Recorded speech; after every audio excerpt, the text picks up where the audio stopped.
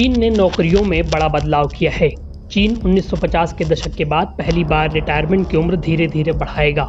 इसका सबसे बड़ा कारण बूढ़ी होती आबादी और घटता पेंशन बजट है। चीन की नेशनल पीपुल्स कांग्रेस ने 13 सितंबर को ब्लू कॉलर नौकरियों यानी शारीरिक श्रम वाली नौकरियों में महिलाओं की रिटायरमेंट उम्र 50 से बढ़ाकर 55 कर दी है। वहीं व्हाइट कॉलर जॉब्स यानी प्रोफेशनल काम में महिलाओं की रिटायरमेंट उम्र 55 से बढ़ाकर 58 करने के प्रस्ताव को मंजूरी दी। पुरुषों की रिटायरमेंट की उम्र 60 से बढ़ाकर 63 की जाएगी। चीन की वर्तमान रिटायरमेंट उम्र दुनिया में सबसे कम है। चीन के सरकारी मीडिया ने बताया कि नए बदलाव 1 जनवरी 2025 से लागू हो जाएंगे। अगले 15 वर्षों में हर कुछ महीने में रिटायरमेंट की उम्र बढ़ाई जाएगी। सरकारी समाचार एजेंसी शिन्हुआ की रिपोर्ट के मुताबिक समय से पहले रिटायरमेंट की इजाजत नहीं दी जाएगी। हालांकि लोग अपनी रिटायरमेंट में 3 साल से ज्यादा की देरी नहीं कर सकते।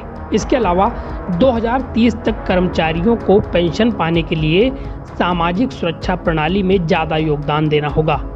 2039 तक पेंशन पाने के लिए कर्मचारियों को 20 साल तक काम करना पड़ेगा। सरकारी Chinese academy of social sciences ने 2019 में कहा था कि देश के मुख्य स्टेट पेंशन फंड में 2035 तक पैसा खत्म हो जाएगा। ये कोविड-19 महामारी के बाद का अनुमान था, जिसने चीन की अर्थव्यवस्था को बुरी तरह प्रभावित किया। शिन्हुआ की रिपोर्ट के मुताबिक रिटायरमेंट की उम्र को बढ़ाने और पेंशन नीति को एडजस्ट करने की योजना चीन में औसत जीवन प्रत्याशा, स्वास्थ्य स्थितियों, जनसंख्या संरचना, शिक्षा का स्तर और कार्यबल आपूर्ति के व्यापक मूल्यांकन पर आधारित थी। बीबीसी की रिपोर्ट के मुताबिक चीन की धीमी होती अर्थव्यवस्था, घटते सरकारी लाभ और दशकों से चली आ रही वन चाइल्ड पॉलिसी ने चीन के सामने एक गंभीर संकट पैदा कर दिया है।